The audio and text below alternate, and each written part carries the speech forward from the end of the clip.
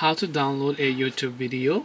Hey everybody, welcome back to our channel. In today's video I will guide you on how you can download a YouTube video, so make sure to watch the video till the very end.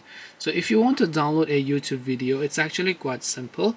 All you have to do is go ahead and then launch the YouTube application. Now you have to keep in mind that not all the videos are downloadable. Only the videos that YouTube allows you to download is downloadable. So you can open up a particular video. By the way, no copyrights intended for this video. I'm only showing it for the tutorial purpose only. So when you go ahead and then finish the ad, so let's just get on with this ad as well.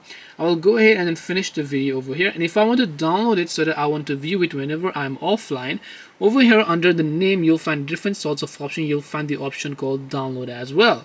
So when you tap the download option here, you should be able to select a quality. Now if you have premium, by the way, you can set this to 1080 pixels quality as well, but for the normal users you can set this to 360p. Tap on download, and then once you download it, you will find it under your profile section under the downloads page here.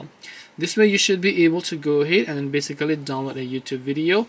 Hope this video was very helpful. If you have got any questions, feel free to leave them down. Thank you for watching and see you in the next video.